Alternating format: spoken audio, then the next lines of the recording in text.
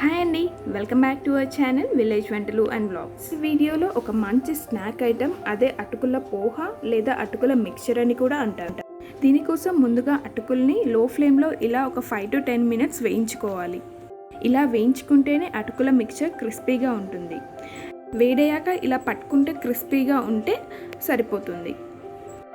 ఆ తర్వాత ప్యాన్లో ఆయిల్ వేసి వేడయ్యాక ఇందులో చిటికెడు జీలకర్ర, కొన్ని పచ్చిమిర్చి, ఒక 2-3 ఎండుమిర్చి, ఇంకా కొన్ని వెల్లుల్లి రెబ్బలు వేసుకోండి.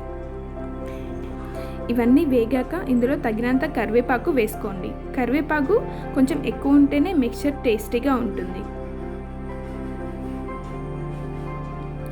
ఇప్పుడు పల్లీలు వేసుకోండి. పల్లీలు కూడా ఎక్కువనే వేసుకోండి. ఇవన్నీ ఇప్పుడు బాగా ఫ్రై అయ్యేంత వరకు ఫ్రై చేసుకోండి. చూసారా, ఈ విధంగా ఈ కలర్ వచ్చేంత వరకు ఫ్రై చేసుకొని ఇందులో తగినంత సాల్ట్ వేసుకోండి. ఈ విధంగా వేసుకొని బాగా కలుపుకోండి. ఇప్పుడు చిటికెడు కారం కూడా వేసుకోండి. ఇప్పుడు కారం కొంచెం ఆయిల్లో ఫ్రై అయిపోయేంత వరకు ఇలా కలుపుకోండి. చూసారా, ఈ విధంగా కలుపుకున్న తర్వాత ఇందులో చిటికెడు పసుపు వేసుకోండి. పసుపు ఎక్కువ తినేవాళ్ళు ఎక్కువ కూడా వేసుకోవచ్చు, కలర్ఫుల్గా ఉంటుంది. ఒకవేళ పసుపు తినము అనుకుంటే తక్కువైనా వేసుకోవచ్చు. అంతే. ఇప్పుడు ఈ మిశ్రమాన్ని మనం ముందుగా వేయించి క్రిస్పీగా తయారు చేసుకున్న అటుకుల్లో బాగా కలుపుకోవాలి.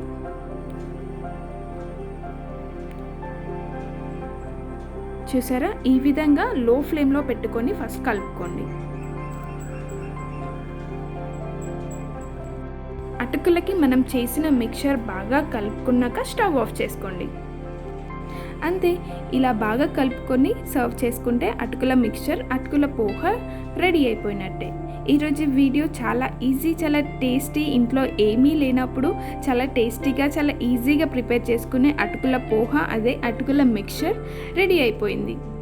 ఇలాంటి ఈజీ అండ్ టేస్టీ రెసిపీస్ కోసం please do like, share and subscribe to village వంటలు and blogs. And thank you so much for watching my video.